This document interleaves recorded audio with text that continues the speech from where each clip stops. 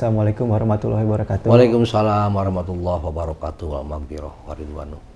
Kang Yusuf Ridwan, terima kasih sudah menerima saya di sini dengan hangat gitu, Kang. Kang, izin tadi saya lihat kegiatan Akang di pagi hari ini mengisi kegiatan pengajian. Memang ini keseharian Akang di luar sebagai anggota dewan gitu, Kang? Ya, betul sekali bahwa pengajian, kita suka melaksanakan pengajian sudah mungkin udah tahunan lah setelah Bapak meninggal. Estafeta kegiatan pengajian ini diteruskan oleh saya sebagai putranya. Berarti setiap hari Sabtu sampai 1 jam lah kita manggung, atau 1 jam lebih gitu kan. Hanya di dekat rumah saja gitu ya? Iya, di dekat rumah. Berarti ini warisan orang tua. Warisan orang tua. Jadi latar belakang Akang itu dilahirkan dari pemuka agama gitu. Iya. Dan memang satu kalimat lah bahwa di antara seluruh putra orang tua itu ada yang harus jadi pemuka agama, itu saya. Sehingga saya ya terus-terusan disekolahkan itu, dididik itu. Semua itu adalah lembaga keagamaan. Oh ayah? Iya. Ada berapa bersaudara, Kang? Semua 6, meninggal 1, tinggal 5. Dari semua keluarga itu, dalam tanda petik hanya saya yang dikeluarkan ke pesantren. Sempat saya juga berseloroh, kenapanya ini orang tua itu nggak sayang sama saya. Kenapa, Kang? Ya, artinya kalau anak-anak semuanya itu, anak-anak kakak saya dan adik saya itu semuanya itu selalu ada di rumah. Kalau saya kan 14 tahun itu tidak ada di rumah. Jadi disuruh untuk berdikari lah, untuk mandiri gitu kan. Dari mulai SMP, kemudian aliyah, kemudian kuliah, itu kurang lebih itu. Setelah beres juga saya diteruskan untuk menimba ilmu ke Banten, menimba ilmu kemana-mana lah. Bahkan sebelum saya mau masuk membuka pesantren, itu saya dibiayai untuk berangkat dari Madura, itu berjalan sendiri ke setiap pesantren-pesantren datang. Mulai pesantren Sayyidina Khalil Bangkalan, kemudian semuanya kita dalam rangka ngalap tabaruk, mengambil berkah daripada ulama-ulama masa lalu yang mendapatkan berkah dari Allah Subhanahu wa Ta'ala. Ya, jadi kan masyarakat mengenal Akang itu sebagai anggota Komisi 2, kemudian juga ketua fraksi P3 ya di DPRD Kabupaten Sukabumi. Nah, tadi sudah ada bocoran dari Akang terkait masa kecil Akang gitu ya. Mungkin lebih kita ingin mengenal ceritanya hingga akhirnya jadi Kang Yusuf Ridwan seperti sekarang ini. Kalau nggak salah tahun 90-an saya nikah. Lahir kapan, Kang? Tahun 68. 68 di Cisaat ini. Cisaat di sini. Pasti Cisaat. Tahun 90-an saya menikah di usia 28 tahun. Kemudian dari saya terus menguatkan keagamaan di sini gitu kan. Menguatkan keagamaan di sini sampai buka pesantren. Orang tua saya menyatakan jangan legam dengan persoalan santri, walaupun hanya 1 sampai 3 orang, terus aja diberikan ilmu lah. Itulah yang barangkali akan mencurahkan keberkahan gitu kan. Kita jalani hari ini terus, hingga hari ini terus kita jalani, kita lakoni. Nah terus Kemudian kita mencoba tahun 98 masuklah saya menjadi pimpinan kecamatan. Masuk PPAC.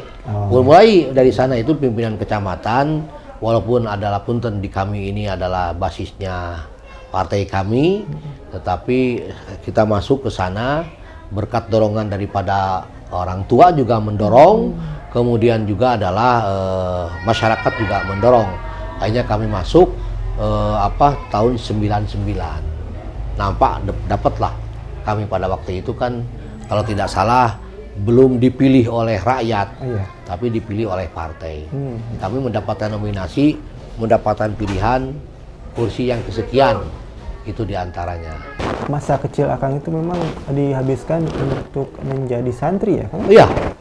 Jadi tidak berpikir untuk masuk ke DPRD, nggak ada sedikit pun karena kami memang ingin meneruskan kalimah-kalimah dari orang tua dan lain sebagainya. Jadi kita sebetulnya setelah beres menjadi punya S1 itu langsung kita terjun ke masyarakat.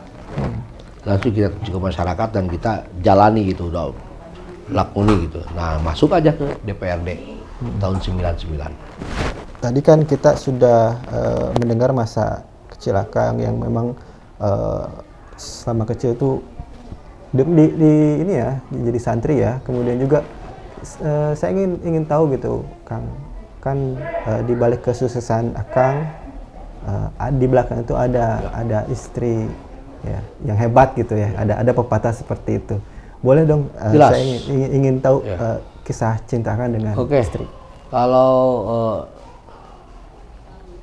kisah saya dengan beliau itu memang betul-betul bahwa beliau ini mensupport kami di dalam merambah dan masuk ke dunia-dunia yang politis gitu kan. Alhamdulillah beliau amat sangat mendukung sekali, dibuktikan dengan curahan-curahan waktu, curahan-curahan amalia-amalia untuk membantu kami ketika menerima tamu-tamu. Itu bukan main lah, gitu, begitu besar mensupport. Orang tua kami juga begitu banyak mensupportnya gitu kan. Artinya dari berbagai kalangan, alhamdulillah, masyarakat juga alhamdulillah, sehingga kami sekarang mendapatkan yang kelima periode ini juga bagian daripada indogennya mereka mendukung kami. Termasuk anak-anak. Apalagi anak-anak juga sama gitu kan. Saya melihat hari ini kan anak saya yang baru melek itu kan baru satu yang sudah nikah gitu kan. Tapi yang satu lagi hari ini kan lagi mencari jati diri gitu kan. Harus kemana dia sekarang berlabuhnya dia gitu kan. Kita bebas tapi terbatas terhadap anak-anak kita untuk mengayuh bahtera kehidupan dia itu sesuai dengan ilmunya yang dia miliki. Oh ya, itu jadi petuah Kang kepada anak-anak. Tiga anak. Tiga ya. Oke. Jadi satu petuah. Perempuan, yang kedua laki, yang ketiga adalah perempuan lagi, wanita lagi. Kang, tadi kita sudah ngobrol terkait masa kecil Akang, kemudian juga keluarga, pendidikan ya. Nah, sekarang saya ingin, tadi kan Akang bilang masuk ke tahun 98 ya? Ya. Untuk karir politik Akang itu. Boleh diceritakan bagaimana Akang akhirnya bisa, sekarang sudah 5 periode ya? Ya. Ya, dari periode ke periode memang kami rasakan sekali bahwa memang yang namanya partai kami yaitu P3 itu memang partai dambaan kami lah gitu kan. Karena memang masih terlepas hari ini dia menyatakan di sanalah alat perjuangan umat Islam itu adalah di Partai Persatuan Pembangunan, sehingga kita tidak kemana-mana gitu kan. Dan kemudian kami masuk tahun 99 jadi anggota dewan, terus semuanya sampai sekarang ya mulus lah, masih diberikan perlindungan oleh Allah SWT. Kemudian juga kami tetap tidak meninggalkan warisan orang tua. Tidak meninggalkan warisan orang tua, kami terus siangnya bekerja, malam dan subuhnya kita jalani untuk pengajian. Gitu. Jadi nggak ada waktu sebetulnya untuk ya paling tidak main-main dan lain sebagainya, tapi memang lebih banyak kita berkiprah di dalam seperti ini, di luar seperti ini. Iya, iya, iya. Jadi tapi untuk P3 sendiri tokoh yang dikagumi itu siapa? Banyak sebetulnya, tetapi yang saya kagumi sebetulnya bukan dalam arti menafikan yang lain gitu. Tapi yang saya tahu adalah Hamzahas. Hamzahas itu dia secara personal ibadahnya bagus, tahajudnya juga bagus, dan yang kedua keluarnya juga mendapatkan suara bagus juga, karena dia adalah diantaranya pemimpin kami yang cinta habaib, cinta-cinta para habib. Kemudian juga dia menjalankan menjadi seorang wakil presidennya betul-betul diselami lah, didalami, sehingga betul-betul mudah-mudahan berkena dengan apa yang diungkapkan oleh Allah dan Rasulullah.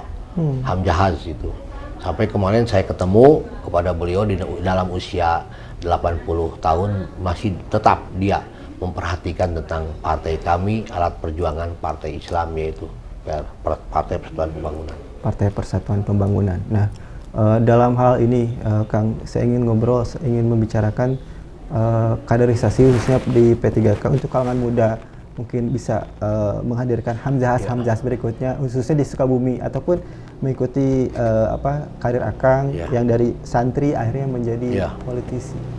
Tentunya bahwa pada kali ini juga tumbuh dan berkembang anak-anak muda, anak-anak milenial yang kelihatan oleh kita juga ada senapas dengan kita, kan? Senapas dengan kita, sehingga kami juga betul-betul hari ini adalah pengkaderan itu kita jalani dan kita lakoni gitu kan. Seperti hari ini calon-calon pemimpin hari ini sudah oleh kita juga bersama-sama dengan ketua DPC yang baru kita berbicara dan berbincang untuk menentukan siapa yang layak dan siapa yang jadir dan siapa yang masuk ke dalam dunia pencalonan itu sendiri. Alhamdulillah kami sudah kita jalani, sudah kita lakoni. Calon-calon kabupaten, calon provinsi dan calon pusat pada inti dan prinsipnya itu sudah terproteksi dan sudah tertutupi. Calon-calon sebagai pengganti daripada kami ini. Gitu. Usia kami kan tak terasa gitu kan, dari 28 tahun kemudian 30 sekian, kemudian hari ini sudah 54 tahun, jadi kita harus mempersiapkan lagi gitu, untuk menghadapi zaman yang berbeda. Iya, itu ya. Tapi selama 5 periode ya Pak ya, berarti jadi anggota DPRD, ada yang berkesan nggak? Banyak sekali. Yang pertama tentunya bahwa kita sudah bisa berkiprah dan menjalani amar ma'ruf nahi munkar itu di bawah DPRD gitu kan, di dalam DPRD. Ya di antaranya kita beramar ma'ruf nahi munkar itu membuat perda-perda yang mana alhamdulillah sudah tuntas, perda tentang minuman keras, perda tentang ada pernikahan yang tak jelas, kemudian dibuat oleh kita perda menjadi jelas gitu kan. Kemudian juga sekolah-sekolah keagamaan juga oleh kita dibuat bagi orang-orang anak-anak kita yang tidak yang masuk SMP itu di dalam perda itu diwajibkan untuk membuat satu sertifikat dari madrasah diniyah ataupun dari majelis taklim, agar supaya dia ketika masuk ke SMP itu bahwa dia itu betul-betul sudah bisa memegang keagamaan, yaitu agama Islam. Itu diantaranya, di samping perda-perda yang lain juga ada perda yang khusus di kita itu adalah perda tentang minuman keras atau disebut minuman beralkohol. Itu perda nomor 1 tahun 2011 kalau tidak salah. Itu adalah yang bicara persoalan-persoalan tidak boleh liar, yang mana minuman-minuman keras yang ada beralkohol itu tidak boleh di Kabupaten Sukabumi. Alhamdulillah itu yang terkesan itu. Terkesan yang kedua tentunya juga kami merasakan bahwa di DPRD itu kita bisa melakukan perbuatan-perbuatan yang baik gitu kan. Wabil khusus ya tentang sosial, tentang keagamaan, kemudian tentang yang lainnya yang kami distribusikan lewat Pemda. Itu yang kami rasakan. Dan yang lebih menikmati lagi diantaranya adalah usulan-usulan yang diberikan oleh rakyat dan masyarakat itu relatif bisa terjawab.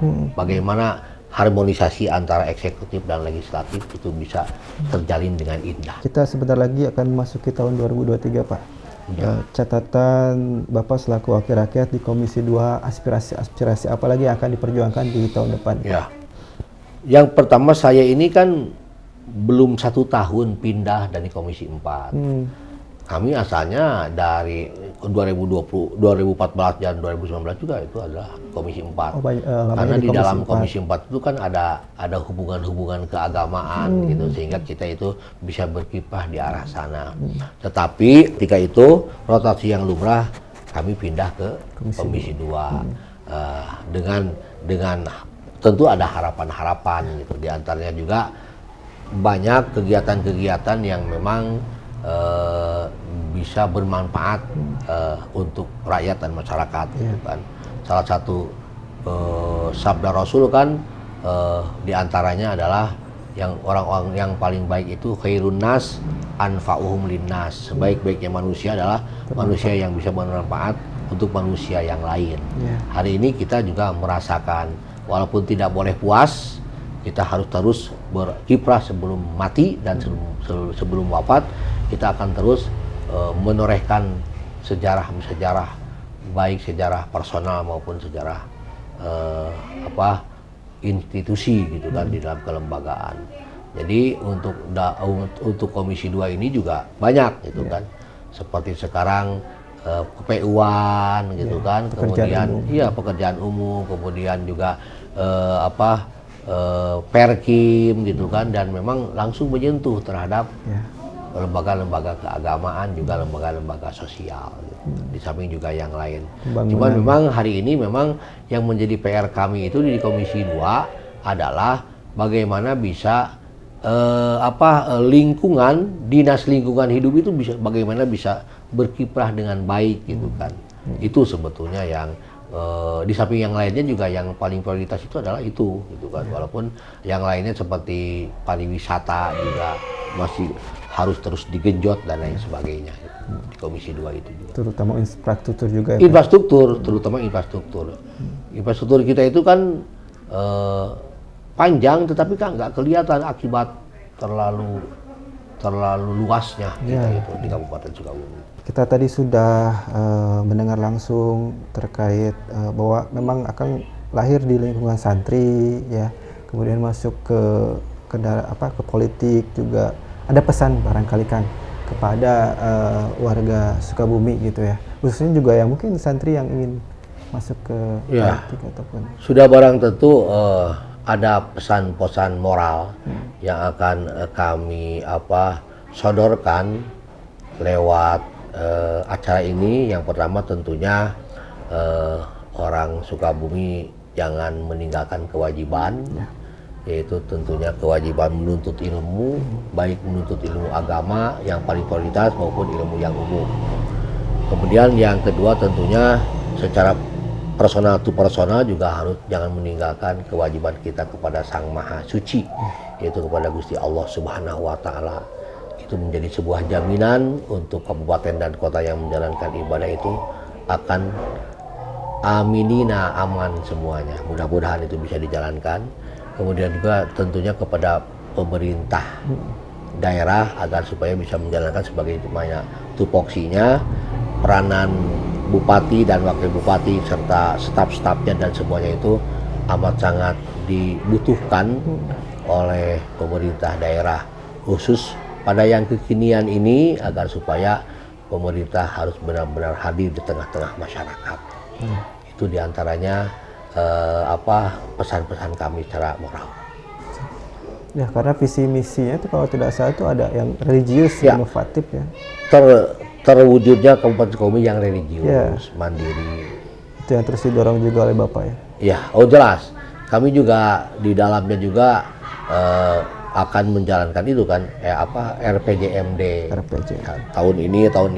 Sekarang itu kalau tidak salah masih tetap, artinya bahwa kami DPRD baik secara personal maupun komunal itu mendorong sekali terhadap kinerja kerja yang dilakukan oleh eksekutif, wabil khusus kepada Pak Bupati, Wakil Bupati dan semua staf agar supaya bisa menjalankan sesuai dengan arahan-arahan yang ada di dalam RPJMD itu sendiri.